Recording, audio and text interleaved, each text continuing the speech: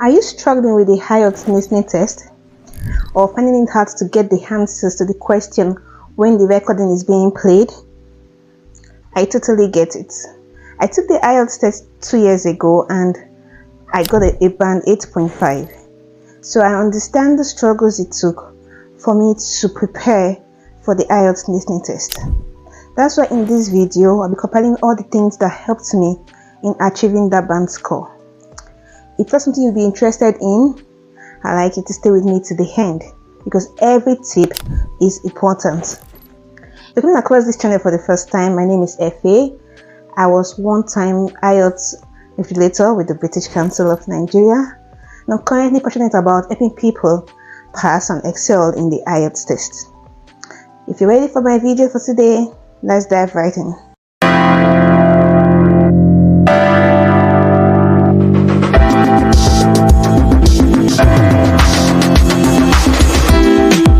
I would say to anyone who wants to take the IELTS test is familiarize yourself with the test. I've done a video previously about the general overview of the IELTS test and it will be linked up right here. But for the listening test, which we're talking about today, you need to have an idea or be familiar with the IELTS test. For a summary, I'll tell you that the IELTS listening test is the same for the academic and the general test. We both take the same IELTS listening test, and most times on the IELTS test day, the listening test is done first before the reading and then the writing. You can do your speaking tests either before or after the IELTS test day.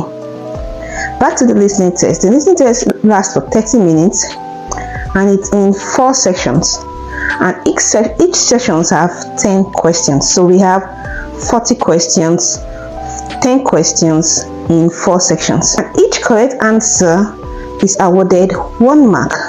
For you to get a band 8, you should be aiming at getting 35 correct questions. And the recording for the listening test is only played once. So you have to listen to the answers and write them as you hear them. For those taking the paper-based test, you're given an answer sheet and the question paper. So you write your answers in the question paper as you're hearing the recording, and you have 10 minutes afterwards to transfer your answers to the answer sheet. You get 10 minutes. For those taking the computer-based test, you tick your answers on the computer screen as you hear your answers, and you only have 2 minutes to check your work at the end of the test. So you need to be acquainted with the questions in the listening test. Get familiar with them. Let nothing take you by surprise on the test day. Like what is this? Let nothing surprise you in the listening test. And mostly with blanks for you to fill. Mostly in the section 1 and section 2. While the other part of the questions are multiple choice questions. And we have 2 types of multiple choice questions.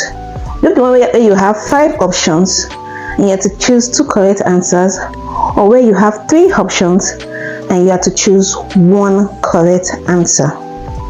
We also have matching headings, and we can get maps, tables, or diagrams. So you need to be familiar with what to expect on your test day. And that takes us to the next tip, which is review practice questions. The more practice questions you revise before your test, the more familiar you get with the IELTS test. Back in my time when I was taking my IELTS test, I do a listening practice session every morning and every evening.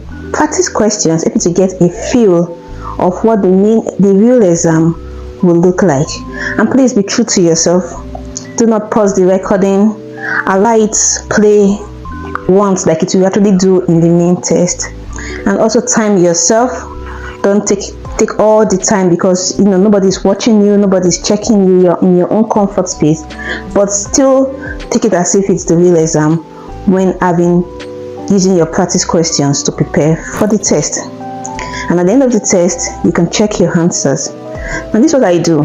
Don't just go check the answers and you mark and you see you get 35 and you're happy, or you get 34 or 28. No, you need to go back to the questions you failed and find out why did I fail them? What mistakes did I make? If we do not learn from our mistakes, we're not going to improve. So the more questions you review and you check your work and check why you failed those questions, the better you will get. So if you made a mistake today, whereby you spelled something wrongly or you missed something, in the next test you will try to improve what you failed in your previous practice question, right? So it's important for you not to just practice and practicing, but make sure you review the reasons or what made you fail a particular question. Now to the third tip. This is very important. You need to follow instructions. For every section of the IELTS of the listening test, it's an instruction for you to follow. You're given an instruction and you are asked to do a particular thing. Instructions can be something like this: write one word and or a number. You can also be told to write one word only. If you're told to write one word only, don't make the mistake of putting a book. A is a word. If the answer is book, it should be book.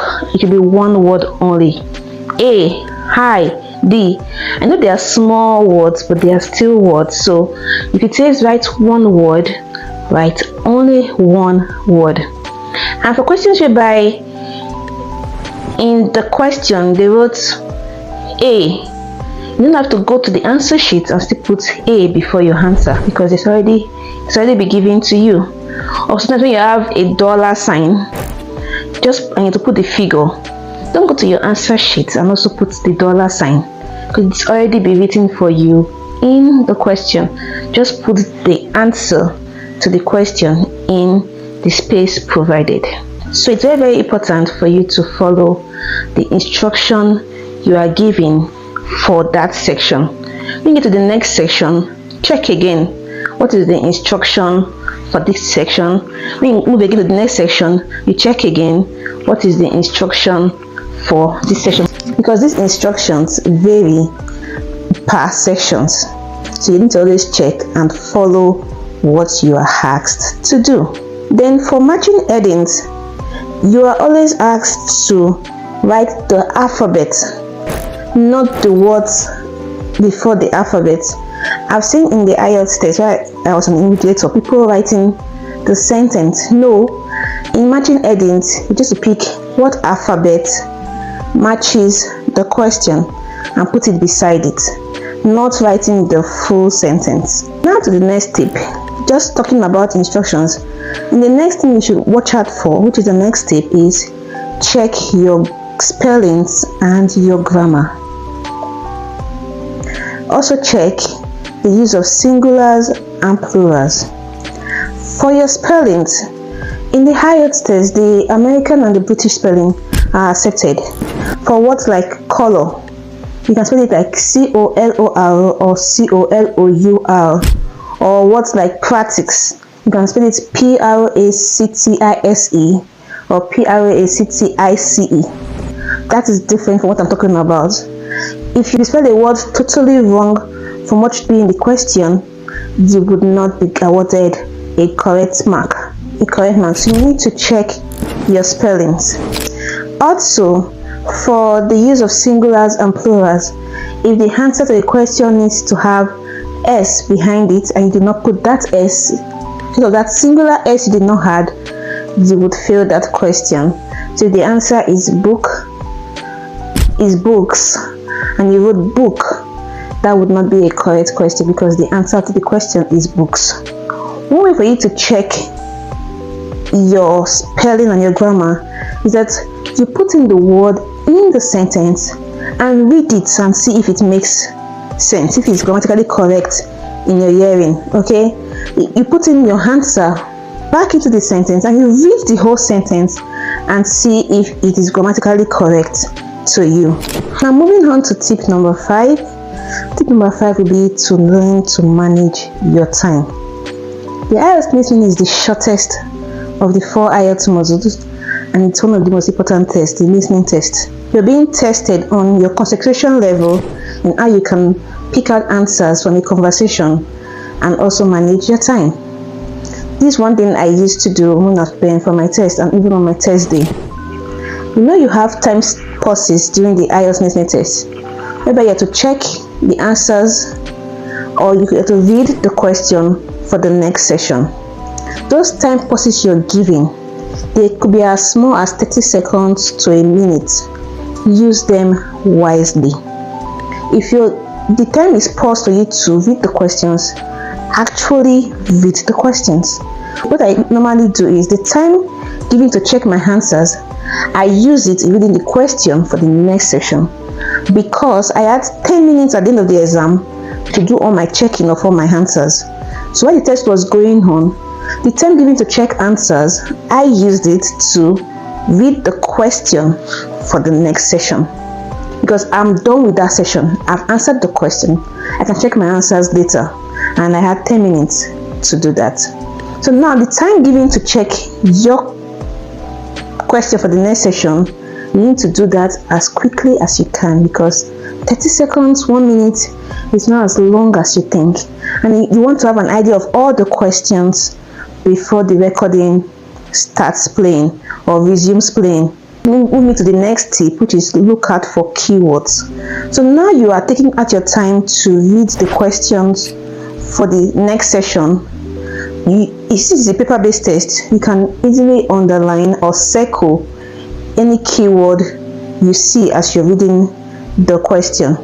What is a keyword? The keyword is like the center of a sentence. It's what holds a sentence together. So when you see that keyword, you circle it, so that when the recording starts playing, you can look out for those words.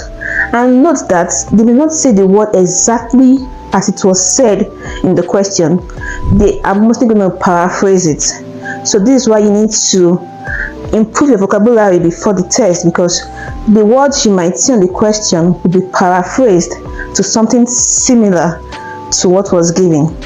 So circling your keywords as you read your question is very helpful.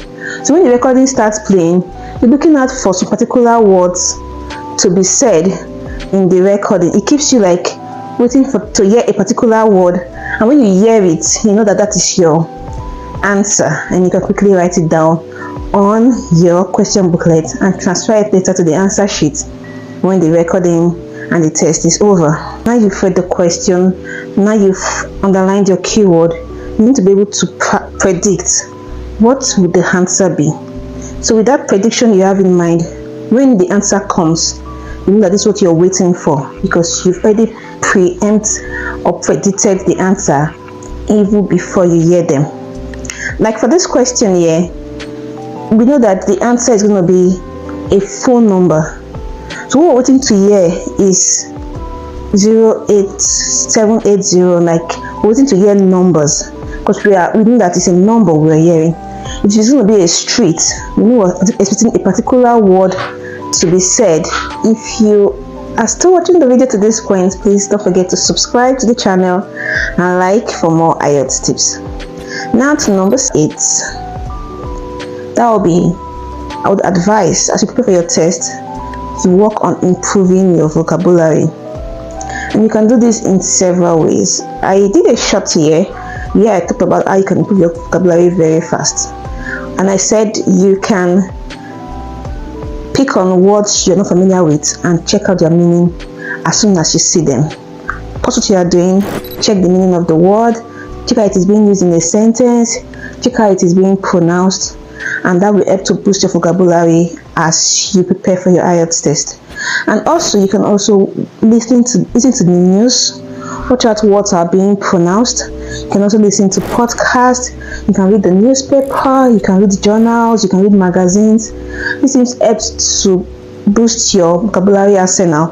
So when you are in the listening test and you hear a word, some words, maybe you must have heard them before, and that might help you in your listening test. So as you prepare, what you should do actively is to improve your vocabulary. And still on this, take us to the next tip. Tip number 9, which is to try to practice listening.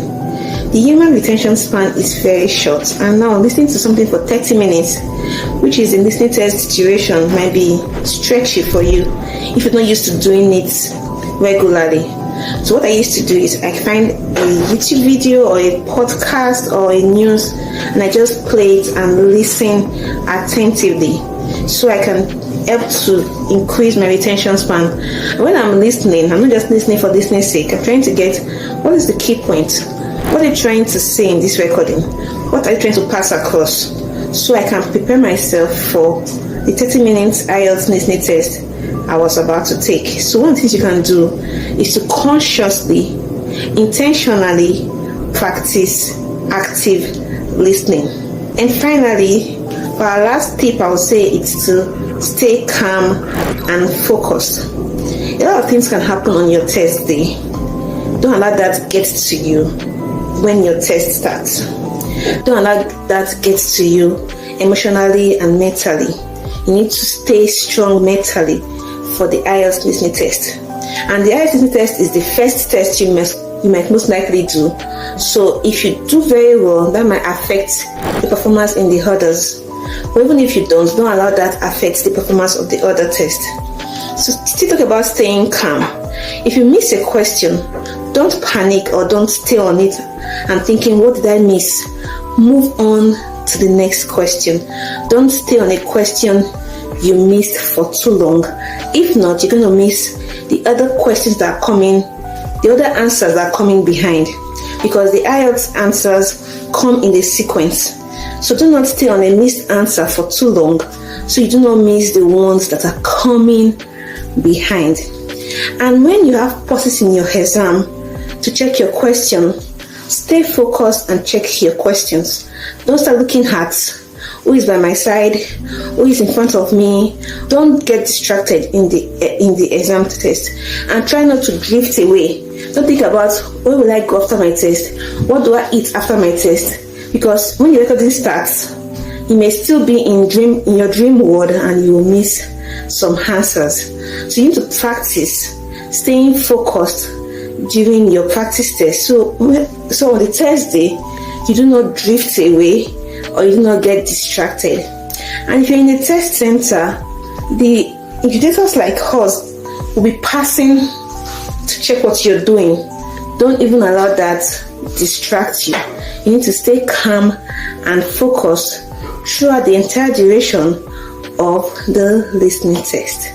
So I hope these tips which helped me in getting an 8.5 in my listening test will also help you in getting yours. And I am rooting for you, and I wish you all the best in your IELTS test. Please don't forget to subscribe to the channel, and I'll see you in the next one.